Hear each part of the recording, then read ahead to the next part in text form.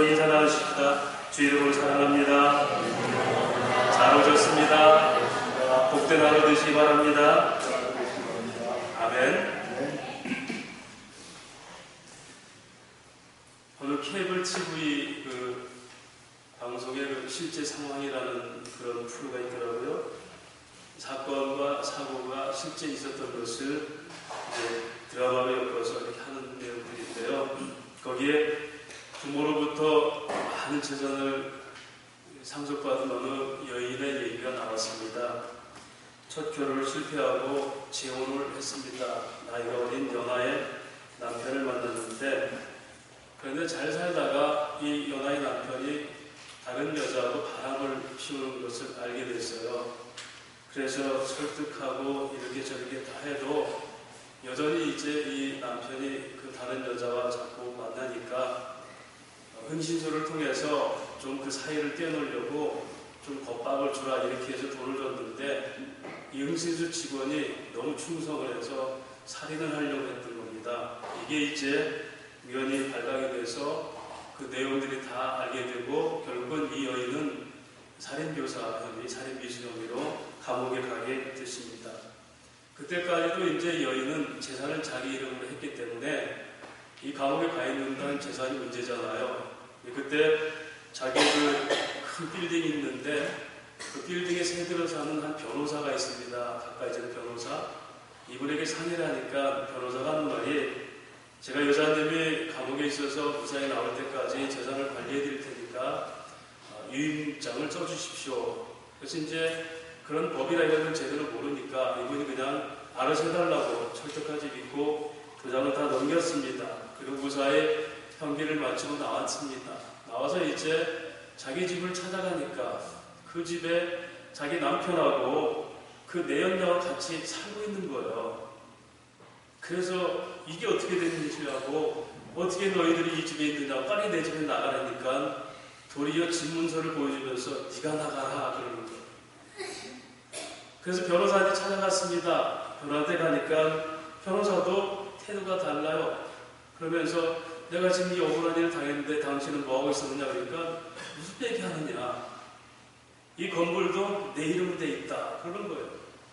거기가 진짜 건물이 자기 이름으로 돼 있는 거예요. 변호사 이름으로. 알고 보니까 이분이 이제 감옥에 들어갔을 때 그 위임장을 가지고 재산 관리한다면서 그 남편과 공모해서 남편에게 집을 주고 자기는 건물을 차지한 겁니다. 이게 법적으로 아무런 이제 찾아낼 방법이 없어요.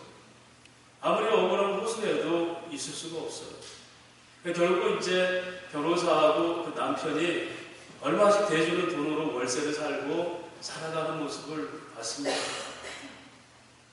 주인이죠. 상속자죠. 자기 이름으로 돼 있었습니다. 그러나 이제는 신세가 역전이 돼서 종으로 살고 눈치 보면서 심지어 거기서 한 보태씩 얻어먹고 사는 그런 신세가 돼버렸죠. 여러분, 이것은 주변 사람들로부터 배신당한 억울한 한 인간사의 이야기가 아닙니다. 하나님의 자녀의 권세를 가지고 기쁨의 울타리, 에덴 동산은 기쁨의 울타리라는 것입니다.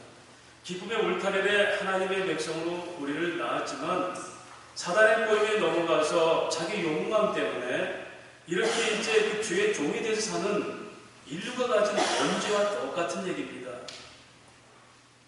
그래서 세상에 빌붙어 살며 세상이 주는 쾌락과 이런 것에 꾸역꾸역 즐거움을 살아가는 것이, 그렇게 아담의 타락 이후에 사는 인간들의 모습이고, 하나님 입장에 볼 때는 억울하기 짝이 없는 인생의 처절한 모습들입니다. 아들의 자격인데 종으로 사는 삶입니다. 그래서 그 아들 예수를 보내셔서 우리를 회복하신 것이 십자가요. 다시 아들의 주의로 회복한 것이 하나님 나라의 자녀가 되는 것이고, 이것이 바로 생명의 관계인 영생의 삶입니다. 이것이 바로 예수 믿는 삶입니다.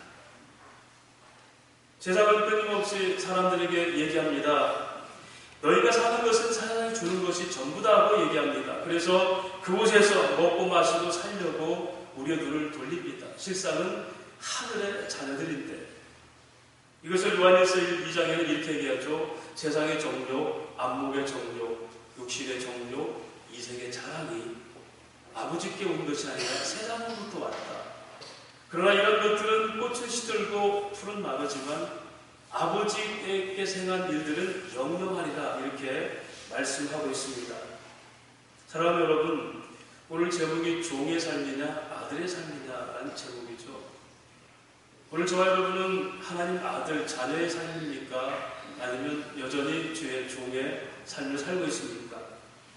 지난주까지 우리가 이 본문을 살펴보면서 우리 그 앞전의 본문에 우리 그리스도 안에 있는 사람들은 어떻게 변했다? 세 가지의 혁명이 일어났다라고 말씀을 나눴습니다. 첫 번째로 26절에 3장 26절에 하나님의 아들이 되었으니, 그래서 우리가 그리스도 안에 있는 사람 먼저 하나님의 자녀가 됐다는 이 놀라운 신분의 변화를 우리가 반드시 기억하라고 했습니다. 어디에서 어디로요? 죄에서 의인의 삶으로, 지옥에서 천국으로, 사망에서 생명으로, 이런 일은 원칙적으로 있을 수가 없는데 하나님 그렇게 우리를 아들 삼으셨습니다. 두 번째로 그리스도의 땅에 오셔서 우리 28절 말씀 보면은 유대인이나 헬라인이나 종이나 자유인이나 잠자는 남자나 여자나 그리스도 예수 안에서 하나가 됐다. 공동체의 혁명이 일어났다고 그랬죠. 사랑하는 여러분, 오늘날 우리가 세상에 대해 평화를 꿈꾸며 함께 누리자라고 얘기하지만 사실이 그렇습니까? 그러지 않습니다.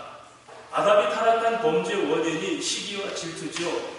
그 시기와 질투의 첫 번째 대상이 누굽니까? 하나님이었습니다. 하나님처럼 되고 싶은 자기 욕망이 하나님같이 되려고 사단이 꼬임에 넘어가서 하나님이 금령한 선악과를 먹게 됐죠.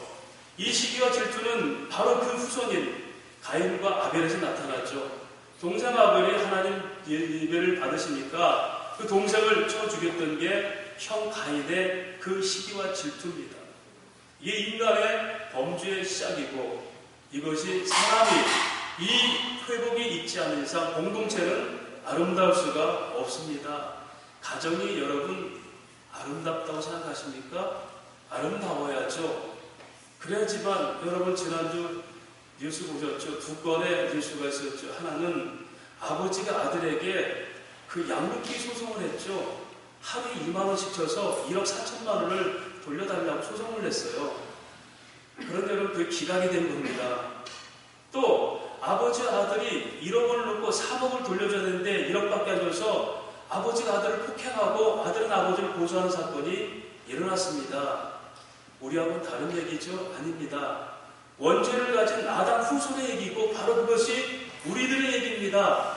남자나 여자나 종이나 주인이나 헬라인이나 유대인이나 민족과 혈통과 성별과 신분의 격차가 그리스도 안에서 어떻게 하나이다. 할렐루야. 이런 변화가 일어나지 않으면 온전한 가정이 가정 역할을 할 수가 없죠. 교회는 바로 이런 곳이 되어야 됩니다. 성별과 신분과 국적을 떠나서 모두가 다 하나님 나라 백성이 되어야 되고, 그렇게 그리스도 안에서 같은 말 같은 마음을 품고 같은 사랑의 열매를 맺고 수고를 아끼지 않는 것이 바로 교회입니다. 가장 작은 교회 다니는 가정이고요. 이것을 펼친 것이 국가고, 이것을 역사로 보는 세대라고 얘기합니다. 이것이 하나님 나라예요. 그리스도 안에서 그렇게 하나가 되게 하셨다. 그래서 우리가 갖는 꿈은 세상의 평화가 아니라 하나님 안에서 은혜를 누리는 평강의 삶입니다. 은혜가 뭔지 알고 사랑을 나누는 삶, 이것이 그리스도 안에서 변화된 공동체의 변화입니다. 그래서 우리가 가정을, 자녀들을, 부모를 우리가 양육하고 할 때, 섬길 때 주 안에서 섬기라, 주의 말씀으로 너희 자녀를 훈육하고 교훈하라, 이렇게 말합니다. 주 은혜 안에서만 온전한 가정이 될 수 있고, 주 은혜를 아는 사람만 온전한 세상의 평화를 얘기할 수 있다는 겁니다. 세 번째로는요, 이렇게 우리가 하나님 자녀가 된 것이 역사의 스캔들처럼 어느 날 갑자기 신데렐라처럼 너는 내 백성이 하고 하나님이 점주해 준 게 아니라, 그것이 언제부터?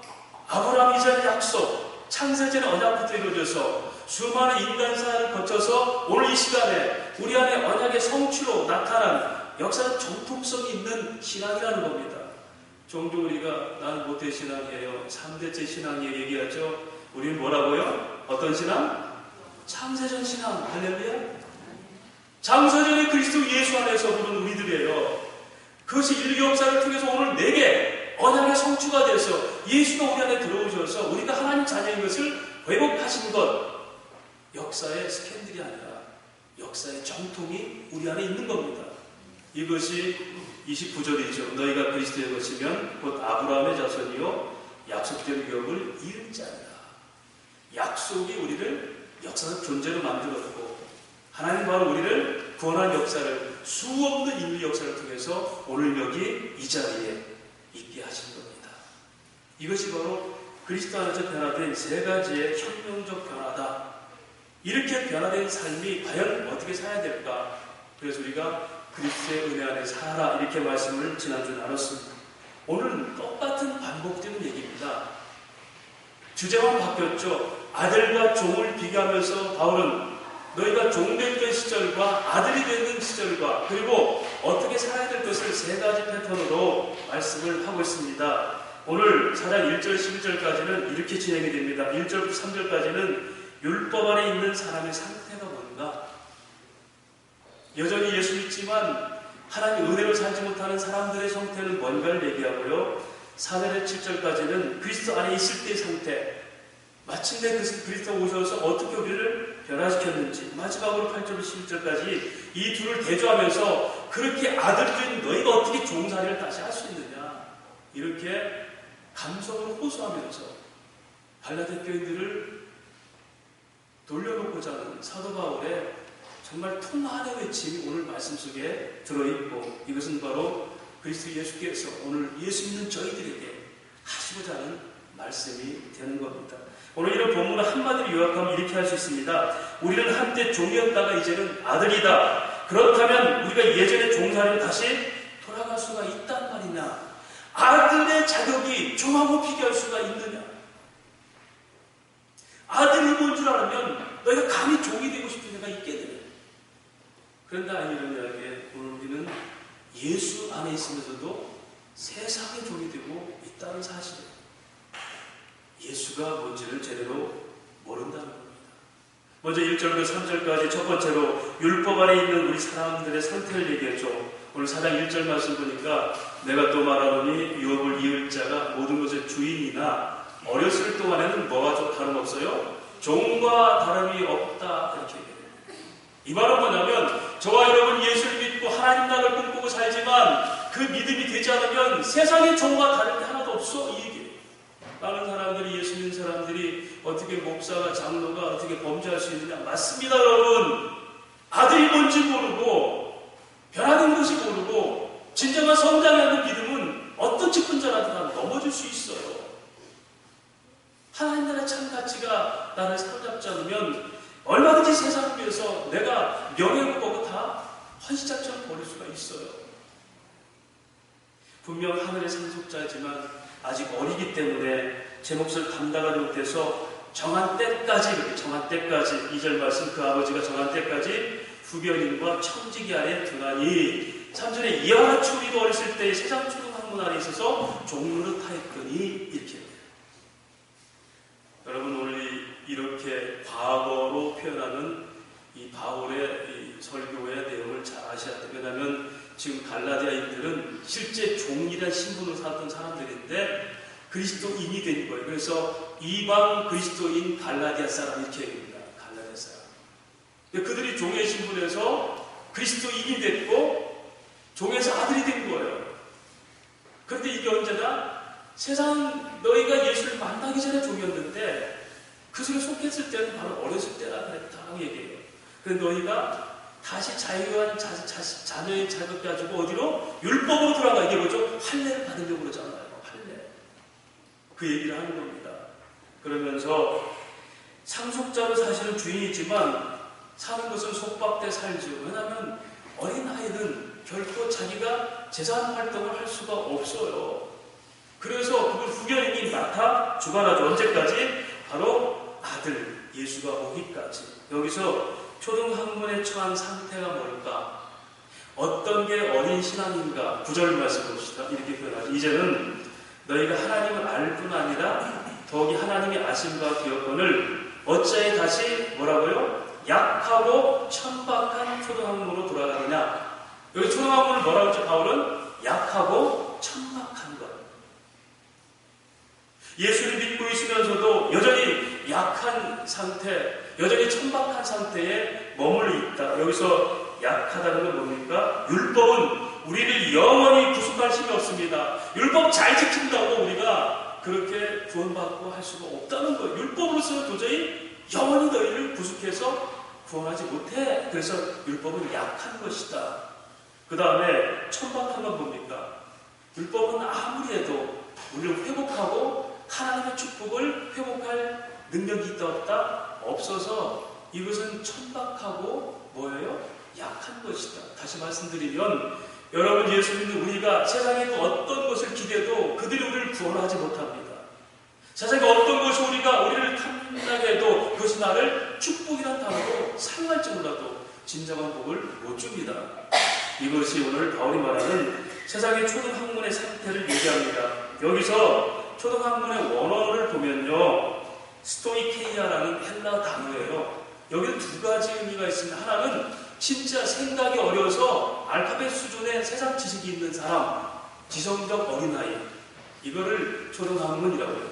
또 하나 있다면 전 우주 속에 있는 영적인 초보의 것들. 다시 말씀드리기가 쉽게, 여러분 예수 믿기 전에 뭘 믿었습니까? 우상과 미신을 믿었잖아요. 사람이 아닌 것을 사람처럼 꾸미고 신이 아닌 것을 신이로 꾸며서 믿었잖아요. 이사 하나도 제대로 못해서 손 없는 날 찾았잖아요. 거리에서 물건 하나 제대로 집에 못 들어가잖아요. 귀신 붙었다고. 반만년 역사 동안 이 민족들이 사는 거 아닙니까? 그렇게 살았던 것을 영적인 초보, 이렇게 얘기합니다. 8절 말씀이죠. 그러나 너희가 그때에도 하나님을 알지 못하여 본질상 하나님이 아닌 자들에게 종노릇 하였더니, 이게 초등학문이에요. 그런가 이런 이야기도 오늘 이 지금 예수 믿는 이 갈라디아 교인들의 이 얘기를 하는 겁니다. 너희가 그런 걸 지났지 않느냐? 그런데 여전히 너희는 종처럼 사느냐? 제가 인천에서 부교육자 사회 갈 때 우리 교회 옆에 소위 말하는 절이 조그만 남자가 하나가 있어요. 교회 담을 딱 붙어 있어요. 그 집을 팔라고 절대 안 팝니다. 우리는 끊임없이 기도하지 그 집 팔아서 우리 교회를 좀 넓혀서 교육관을 만들려고. 근데 안 팔리는 왜냐니까 장사가 잘 되는 그 집이. 장사가 너무너무 잘 되는데 어느 날 그 집을 갔어요. 가지고 왜 그렇게 안 팔고 그러십니까? 제가 그러니까 우리 장사가 잘 되는 왜 이 절을 파느냐? 그 교인들도 가끔씩 들린다 그래. 그럴까 그랬어요. 주일날 어느 분이 개업 예배를 드려달라고 주일날 드려달래요. 그 주일날은 개업 예배가 우리는 예배 그렇게 해서 개업 예배 안 하면 했더니 꼭 그때 해달라고. 그러니까 이제 담임 목사님 안 가시고 저거 자네에 가서 예배 드려보라고 하시더라고요. 가서 예배를 드리면 물었어요. 왜 주일날 꼭 예배를 드립니까? 그러니까 어디 가서 점을 보니까 주일날 꼭 해야지. 여러분 지금 웃을 얘기지만 여러분 왜 예수 믿는 우리가 그렇게 의지하는 게 없습니까? 돈이면 전부라고 생각하지 않습니까? 권력만 찾아야 된다고 생각하지 않습니까?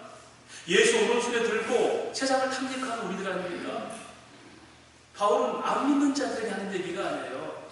오늘 믿는 자들에게 그리스도 이방 그리스도인 갈라디아 교인이 이렇게 얘기합니다. 그리스도인. 여전히 너희는 자기의 권세를 가졌고 상속적 유혹을 가졌는데 어떻게 세상 종이 다시 될 수 있는가? 이 얘기를 한 겁니다. 사랑하는 여러분, 사단은 율법을 가지고 멋지게 인류를 속입니다. 율법은 뭐죠? 지지난주에 제가 의로운 율법, 의로운 정죄라고 말씀드렸죠. 인간 차원에서는 율법이 의로울 수가 없고 우리가 죄인이라는 선포가 의로울 수가 없어요. 좋은 게 아니죠. 그런데 하나님이 너는 죄인이다. 이것은 뭐죠? 내가 그래서 너를 구하겠다는 뭐가 있죠? 하나님의 뜻이 있어서 그것이 의로운 정죄라고 했습니다. 율법을 주는 게 뭐죠? 율법을 도려내서 너희가 얼마나 죄인지를 깨닫게 하고 구원을 요청하게 해서 하나님 구원하시는 그 십자가를 보여주기 위해서 율법을 주신 거예요. 할렐루야. 그래서 그런 차원에서 데오레오 하나님 뜻이 거기 있기 때문에 그것이 뭐죠? 의로운 율법. 율법은 하나님께로 가까이 가게 하기 위해서 우리 죄를 발견하게 하는 거예요. 이건 중간 단계. 사단은 이걸 통해서 우리를 마지막 단계로 몰아가는 겁니다. 봐라! 너 이거 어찌 의인이 될 수 있느냐? 너 이런 거는 절망적인 문제들이냐? 너 예수 믿고 나서 죄짓지? 네가 어떻게 천국 갈 수 있어? 여러분, 이것이 사단이 속이는 하나님의 가장 아름다운 것들을 사단이 이렇게 우리를 낙심하게 만드는 이게 사단의 모략입니다. 사랑하는 여러분, 우리가 어떤 걸 지켜내서 우리가 어떤 걸 시작해서 하나님 나라 이루는 게 아니에요. 저 오늘 오후에 욥기서를 통해 그려진 하나님 나라를 설명할 거예요. 지루한 친구들과 논쟁 속에서 마지막으로 하나님께서 네가 옳다라고 하는 거예요. 그때 욥이 뭐라고 합니까? 하나님, 나는 옳지 않은데 왜 나는 옳다 하십니까? 여러분 그런 생각 안 드세요? 우리가 의롭게 되지 않으면 천국 못 갑니다. 근데 여러분 의롭습니까? 나는 불의합니다. 그런데 하나님 끝없이 옳다고 그러는 거예요. 네가 오라, 네가 오라. 제가 지지난 새벽 주기 시간에 욥기서 마지막 강의를 하고 우리 6개월 만에 욥기서를 끝내게 새벽 시간에 하나님이 치유관 속에서 뭘 가르칩니까? 마지막에 하나님 드러내시더라고. 하나님 나라 이런 것이다. 너 오르냐? 옳지 않습니다. 아니야, 네가 오라. 아니, 저 옳지 않아요. 아니, 네가 옳다니까. 하나님이 옳다고 그러셔요. 그래서 어디 가죠? 천국 가는 거예요. 할렐루야. 이것이 사람은 끊임없이 너는 안 돼. 중간 단계 하나님께 가는 길이 아니라 너는 마지막 단계 너는 지옥 갈 존재지. 어떻게 네가 하나님 나라 가? 그러면서 우리가 예수 안에 있으면서 자꾸 범죄하면서 낙심시켜버리는 거예요.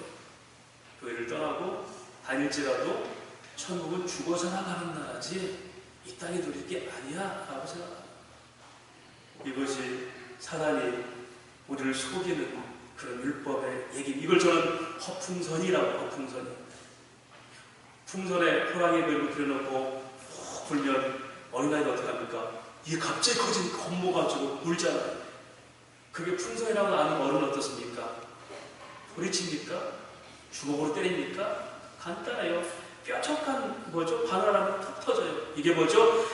관절과 골수를 쪼개는 하나님 말씀의 능력. 할렐루야.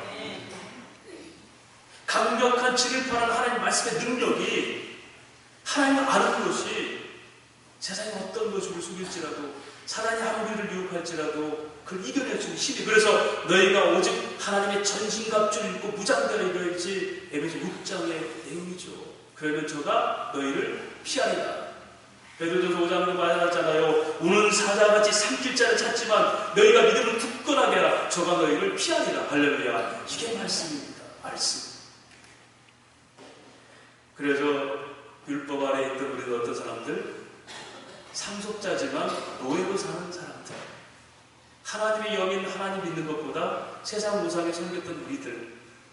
이것이 율법 아래 있던 상태. 두 번째로는 4절부터 7절까지가 그리스도를 통한 우리의 행동, 하나님 행동들이에요. 4절 들어봅시다. 때가 차면 하나님이 그 아들을 보내사 여자에게 나게 하시고 율법 아래 나게 하신 것은 율법 아래 있는 자들을 속량하시고 우리로 아들의 명분을 얻게 하십니다. 너희가 아들이므로 하나님이 그 아들의 영을 우리 마음가운데 보내사 아빠 아버지라 부르게 하셨느니라. 그러므로 네가 이루는 종이 아니오 아들이니 아들이면 하나님으로 말미암아 그 유산을 받을지니라. 할렐루야.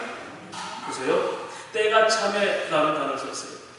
그게 율법에 묶여있던 너희 때가 참에.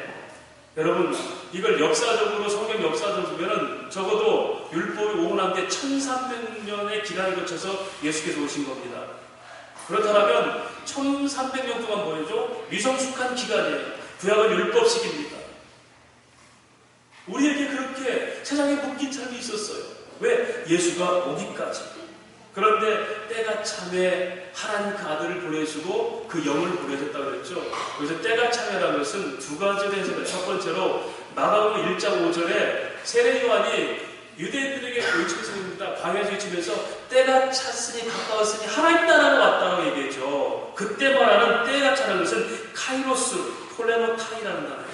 카이로스라는 것은 하나님의 때가 왔다. 뒤에 하나님 나라가 가까이 왔다. 그 때가 가득 찼다. 바로 예수가 와서 하나님 나라를 회복한다는 얘기예요. 그런데 여러분 오늘 갈라디아서 4장 4절은 그게 아닙니다. 이 때가 차면은 다른 얘기예요. 크로노스, 세상의 때가 왔다. 어떻게? 폴로레마. 세상에 지배받던 그 때가 이제는 끝났다는 얘기예요. 할렐루야. 똑같은 때인데 마가복음에서 요한복음 때는 하나님 나라가 시작될 때가 왔다는 거고, 하나님 나라 시작되기 위해서 뭐가 끝나야 돼요? 세상의 때가 끝나야 돼요. 할렐루야. 여러분, 이전과 이유가 분명한 것이 성도의 삶입니다. 돈에 빈들어져. 갈라디아서 1장에서 뭐라고 그래요? 갈라디아 교인들이 전에는 저가 복음을 핍박하는 자였으나 돈에 이제는 저가 복음을 전한다음으로 우리가 하나님께 영광을 돌리더라. 할렐루야. 우리는 세상의 때도 같이 갖고 있고 하나님 때도 같이 주고 싶은 거예요. 아닙니다. 오늘 분명히 성경은 이 세상의 마지막 때가, 세상의 지배하는 때가, 크로노스, 세상의 지배하는 때가 끝났다는 얘기. 누가 와서? 예수가 오면. 사랑하는 여러분, 저와 여러분 예수를 믿고 나서 세상의 지배는 끝났습니까? 그것이 종의 생활이 아니라 아들의 생활이에요. 여전히 세상의 끝이 안 됐다면 우리는 아들과 종을 번갈아가면서 내 좋은 대로 사용하는 뜨겁지도 차갑지도 않은 비지근한 상태에 우리 신앙인 걸 얘기합니다. 사랑하는 여러분, 그 아들을 보내줘서 하나님이 하신 일이 뭐죠? 4절 말씀, 5절 말씀 보니까 때가 차면 하나님 그 아들을 보내서 여자에게 나시고 율법 아래 나게 하신 것은 율법 아래 있는 자들을 속량하시고 아들의 명분을 얻게 하십니다. 두 가지죠. 첫 번째로 율법에서 속량, 구속. 그 다음에 아들의 명분, 하나님의 자녀가 되는 역사. 여러분, 우리 구원의 최종 목적이 뭐죠? 에베소 1장 5절에 그리스도 안에서 아들 삼으시려고. 보세요. 내가 너 용서할게. 너 내가 참아줄게. 이웃집 아이에게 암을 선포해도 그래서 내가 너에게 내 재산 줄 거야. 이렇게 얘기 안 하죠. 용서는 할 수 있어도 재산은 못 줘요. 그런데 아들은 뭡니까? 너는 내 용서해. 그리고 뭘 줘? 내 재산을 다 줘. 여러분, 하나님을 구하신 목적은 용서가 아니에요. 용서를 넘어 자녀의 권세입니다. 이게 아들의 삶이에요. 할렐루야. 아들의 삶. 너는 다 누려야 돼. 무엇이 부족해서 세상에 달려갑니까? 하나님이 주신 것이 부족해서 세상을 기웃거리십니까? 하나님 오른손에 들고 왼쪽으로 세상을 들고 싶어요? 지금은 세상의 때야. 열심히 공부해야 돼. 너 열심히 돈 벌어야 돼. 그래 너 권세에 서야 돼. 그리고 하나님 나라는 그래 세워지는 거야. 그렇습니까? 아직도 이전의 세상이 때를 차지 못한 거예요. 욕망의 시간들이 사라지지 않고 적당히 하나님 나라를 꿈꾸고 있는 삶. 성경은 그것을 두 마음을 품은 자, 에투피미아, 욕망에 사로잡힌 자라고 얘기합니다. 그런 마음 갖고는 기도도 듣지 않겠다라고 성경 선포하고 있습니다. 우리가 구원받은 목적은 하나님의 자녀가 되는 겁니다. 여전히 용서받고 그 집에 종으로 사는 것이 아니라 너는 내 자녀야! 라고 선포하는 것. 이것이 하나님 나라의 삶입니다. 그렇다면 이 인류 창조의 역사의 최종 목적은 뭘까요? 이 인류 구원의 역사의 목적은 우리를 자녀 삼으시는 것. 이 하나님의 창조의 목적은 뭐죠? 그 그리스도 안에서 하나님과 땅에 다 통일되게 하는, 소위 완전한 하나님 나라를 위해서 하나님이 창조하신 것. 할렐루야. 이게 구속사와 언약사의 차이입니다. 겨우겨우 구원받고 사는 것이 아니라 구원받은 백성이 마음껏 누리는 하나님 나라가 자녀된 삶이에요. 이것이 부족한 것이 여전히 세상에서 우리가 얽매여 있는 종의 삶이라 설명하고 있습니다. 그리고 아들을 보내실 뿐 아니라 6절에 영을 보내셨다. 영. 그 영이 뭐죠? 성령. 영을 보내셔서 어떻게 하나님이 아닌 것들을 섬기는 것들을 어려워하게 하셨다. 8절 말씀. 그러나 너에게 그때는 하나님을 알지 못하여 본질상 하나님이 아닌 자들에게 종로로 타있더니 9절. 이제는 너희가 하나님을 알 뿐 아니라 하나님도 너희를 아신 바 돼서 약하고 천박한 초등학문을 버리게 하셨고. 할렐루야. 성령을 보내신 것은 아들의 권세를 주신 것을 확신하게 했어요. 아들을 보내서 구속하시고 아들 삼으셨지만 그것을 확신하게 하는 체험이 어디서? 성령을 통해서. 우리 성령 체험하라니까 무슨 은사를 경험한 이게 아닙니다. 여러분, 성령 체험하는 가장 아름답고 가장 확실한 방법 성경이 말하는 가르쳐드릴까요? 예수님께서 주님 가르치는 기도 내용이 그게 있습니다. 하늘에 계신 우리 아버지요. 할렐루야. 여러분, 저와 여러분이 정말 말로라도 뜻으로라도 하나님 아버지 부르는 것이 이게 쉽게 됩니까? 하늘에 계신 우리 아버지요. 이게 함부로 부를 수 있는 이름입니까? 이것이 성령을 통해서 우리에게 고백하시는 능력이에요. 이게 체험이에요. 하나님 아버지를 부르지 않는다면 이 자리에 나올 이유가 뭐가 있습니까? 하나님 아버지를 부를 수 있다는 이 기도의 특권부터가 성령을 통한 자녀된 확신이고 체험입니다. 그런데 그렇게 우리를 변화시킨 하나님의 동기가 뭘까요? 아닙니다. 이렇게 하나님의 자녀가 된 우리 원인이 뭘까요? 봅시다. 7절 말씀. 그러므로 네가 이후로는 종이 아니요 아들이니 아들이면 누구로 말미암아? 하나님으로 말미암아 유업을 받을지니라. 이 모든 것이 동기가 누구요? 하나님께서 하셨다는 하나님께서 하십니다. 그것도 율법도 우리 행위도 이렇게 하나님의 자녀되는 권세를 누릴 수 있게 할 수가 없다는 겁니다. 하나님을 알게 하시고 하나님도 우리의 아신바가 되셨다 이렇게 말합니다. 이것을 요한복음 8장 30절에 진리를 알지니 진리가 너희를 자유케 하리라 말씀합니다. 하나님을 알게 하셨다. 그렇다면 이 하나님의 자녀가 아닌 종의 신앙생활이 뭔지를 설명해야겠습니다. 종의 신앙생활은 간단합니다. 내가 오늘 예배 나올 때 오늘 주일이니까 교회 가야지. 이건 종의 신앙생활. 그런데 하나님 은혜를 사모해서 왜 일주일이 이렇게 길지? 이렇게 설레임으로 나오신 분은 아들의 신앙생활이에요.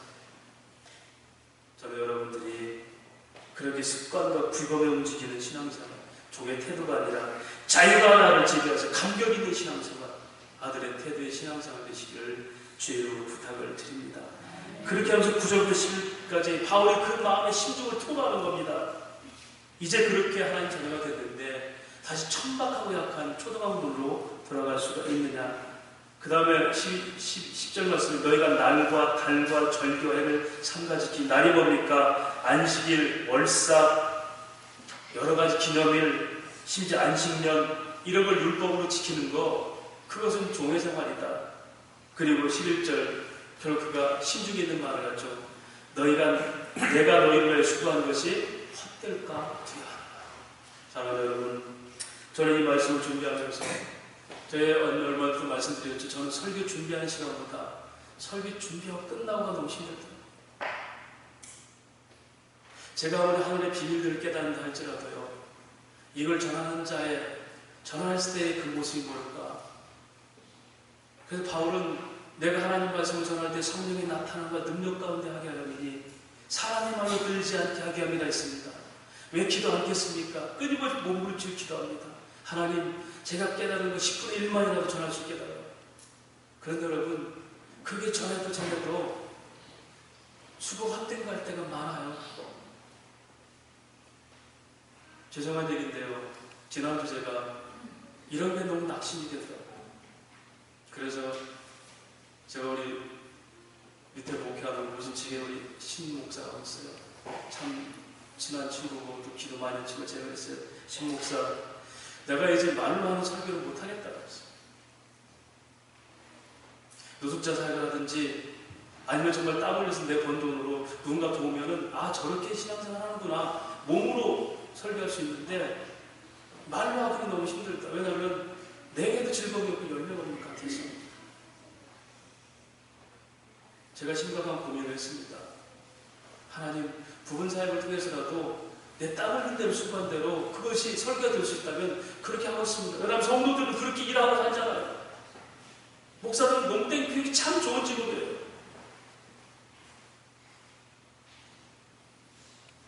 목사의 경작은 말씀 준비하는 겁니다. 말씀 준비하는 것도 너무 힘이 드는 거예요. 열매가 있어야죠. 열매가. 죄송한 얘기입니다. 아무리 말씀을 잘 듣고 정말 유명한 목사 설교 듣고 진리를 깨달았다고 하지만 여전히 종의 삶을 살고 여전히 땀 흘려 수고한 그것이 자기를 위한 거라면 이거 백날 내는 뭐 소용없잖아요. 제가 속이는 말 합니다. 바울이 이 얘기 나왔기 때문에. 그래서 하나님 원하신다면 제가 그렇게 살 수 있습니다. 쉬운 일 안 하고요. 어려운 일 땀 흘리면서 하고 싶습니다. 그런데 그 친구 목사가 하는 말이, 박 목사, 우리가 우물을 파는 거 있잖아. 우물 팔 때 어떻게 파? 하루 삽질은 이렇게 하고 이틀 삽질은 다르게 하는가? 아니잖아. 똑같은 사고나 똑같이 가잖아. 그래도 어느 날 그곳에서 샘물이 터지잖아.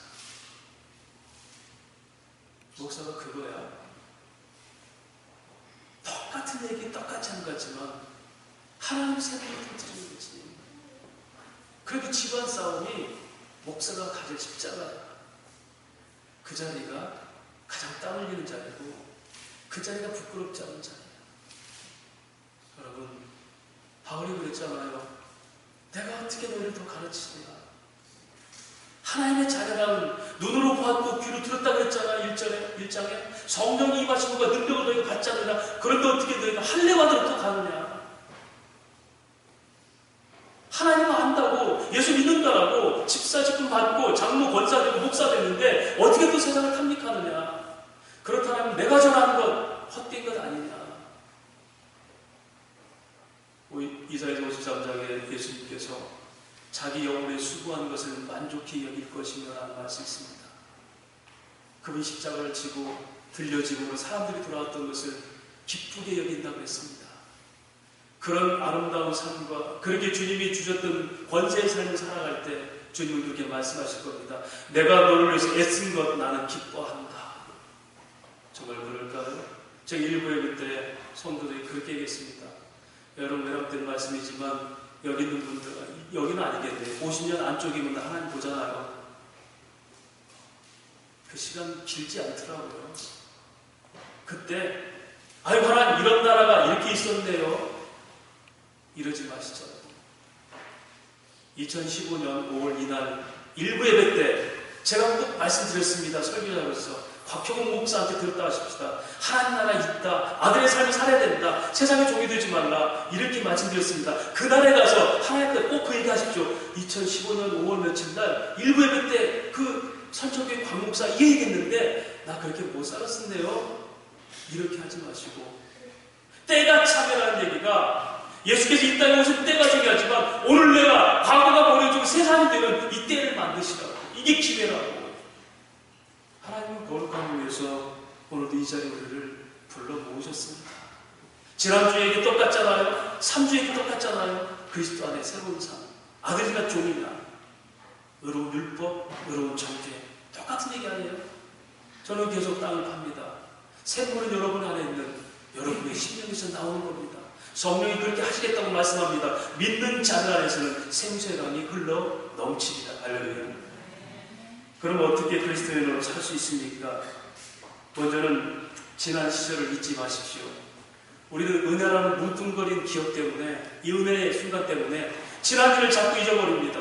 아닙니다. 우리가 인생을 마무리하려고, 뭔가 무마하려고 예수를 믿는 게 아닙니다. 있는 건 다 저러고 있었습니다. 하나님 나는 죄인이었고 내가 정말 하나님 앞에 감히 아버지를 부를 수 없는 존재였습니다. 그런데 지금 나는 아버지를 부릅니다.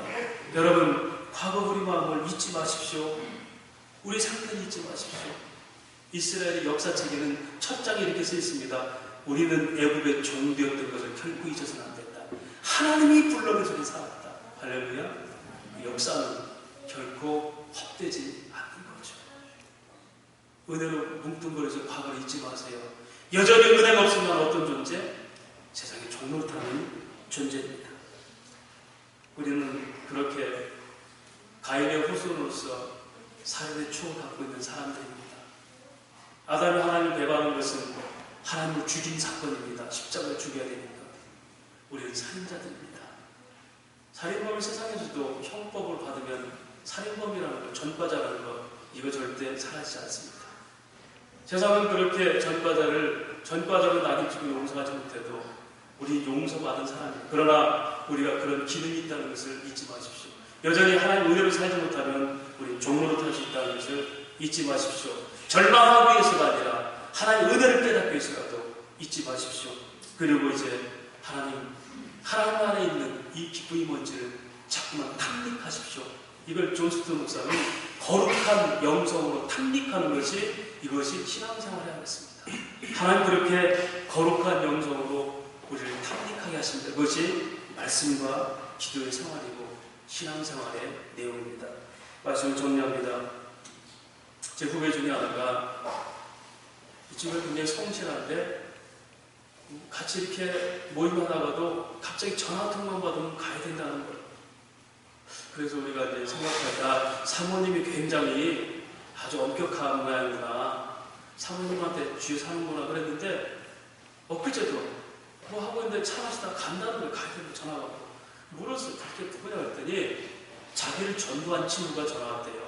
옛날에 이 친구가 이 청각 장애인이에요. 노화예요. 말을 더듬는 겁니다. 그런데 이 친구가 자기가 학생 때 방학을 할 때, 교회 안에 방학을 할 때 이 친구가 그러더래요. 그 어눌한 말로 명준아, 네가 이렇게 살면 너희 엄마는 아침 새벽부터 나와서 기도하시고 예수님도 지금 너를 기도하시는데 너 그분들을 실망시키잖아. 이렇게 살면 안 돼. 말도 제대로 듣지 못한 그 말로 어눌하게 하더래요. 그 말이 그렇게 방황하고 그렇게 빗나갔던 자기를 돌아오게 했대요. 그 친구가 어디 불편해서 다리가 좀 불편한데 어디 간다면 자기 차로 데려다 주는 거예요. 그래서 언제든지 그 친구가 부르면 놀라가도 가고 모임마다 가는 거예요. 왜요? 그런 어눌한 말 속에서도 복음이 있어서. 여러분, 성경이 어렵습니까? 성경은 아주 똑똑한 말로 설명하고 있어요. 성경은 그림까지 보여주고 있어요. 어떻게 사는 것이 예수 믿는 사람의 삶인지, 아들인지 종인지, 세상 한 분에 묶은 게 뭔지, 때가 차서 아들을 보낸 능력이 뭔지, 그 아들을 구속하시고 자녀 삼으시고 심지어 성령으로 확증시켰어. 아버지를 부르는 그라저라는 부르짖다는 뭐라고 그랬죠? 감격하여 부르짖게 하는지. 소경이 나사렛 예수여 소리 질러갈 때 나를 불쌍히 해주세요. 여러분, 믿음 없으면 못하는 거예요. 감히 네가 어떻게 눈 뜨겠어요? 믿음이 생긴 거예요. 이것이 거룩한 열망입니다.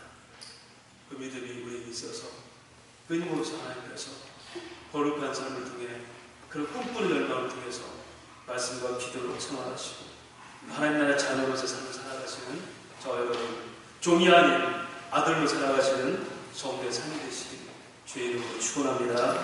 하나님 아버지 은혜를 감사합니다.